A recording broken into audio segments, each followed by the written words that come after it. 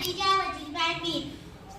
હું વજીરગઢ પ્રાથમિક શાળામાંથી અહીંયા વાર્તા રજૂ કરવા માટે આવી છું। મારી વાર્તાનું નામ છે લુચ્ચો કાગડો અને ભલી કાબર। તો ચાલો મિત્રો શરૂ કરું છું, તમે બધા થોડું ધ્યાનથી સાંભળજો। એક મોટું બધું જંગલ હતું, એમાં બધા પ્રાણી પક્ષીઓ રહેતા હતા અને એક કાગડાભાઈ અને કાબરબેન બંને રહેતા હતા। એ બંને પાક્કા મિત્ર હતા। એક દિવસ કાબરબેન કાગડાભાઈને કહે, કાગડાભાઈ ચાલો આપણે ખેતર ખેડીએ, દાણા સારા થાય તો આખું વરસ ચણવાને જવું પડે અને નિરાતે ખાઈએ। કાગડો કહે, ખૂબ સારું, ચાલો બેન। પછી તો કાગડો અને કાબર બંને પોતપોતાની ચાંચોથી ખેતર ખેડવા લાગે છે। ત્યાં વચ્ચે આવીને કાગડાભાઈની ચાંચ ભાંગી અને કાગડાભાઈ તો લુહારની પાસે ગડાવા ગયા અને કાબરબેનને કહેતા ગયા, કાબરબેન તમે ખેતર ખેડતા જાઓ, હું ચાંચ ગડાવીને આવું છું।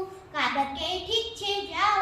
કાગડાની દાનત થોડી હતી, ચાંચ તો ગડાવી, પણ કાગની આળસે ઝાડ પર બેઠા બેઠા લુહારની સાથે ગપ્પા મારવા લાગ્યા અને આ બાજુ તો કાબરે આખું ખેતર ખેડી નાખ્યું। પછી તો કાબર કાગડાને બોલાવવા ગઈ।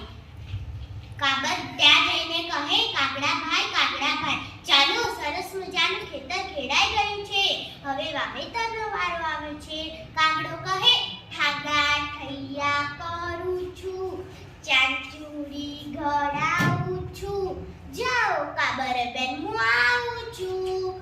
કાબર તો ફરી પાછી ગઈ અને એને તો સરસ મજાનું વાવેતર પણ થઈ ગયું।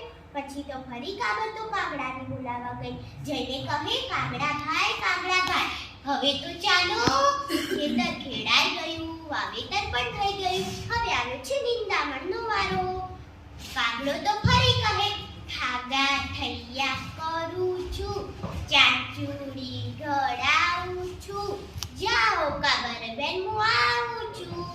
કાબર તો નારાજ થઈ પાછી ગઈ અને એને તો આખા ખેતરને નીંદી લીધું, નિંદામણ પણ થઈ ગયું। પછી આવ્યો કાપણીનો વારો।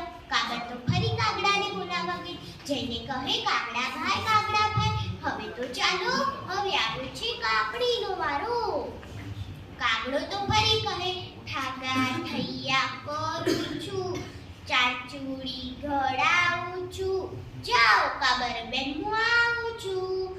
કાબર તો ફરી ગઈ અને એને તો આખા ખેતરની કાપણી કરી નાખી, કાપણી પણ થઈ ગઈ। પછી બાજરાના ડુંડામાંથી બાજરો કાઢ્યો, એ પણ બધું થઈ ગયું અને પછી તો ઢગલા કર્યા।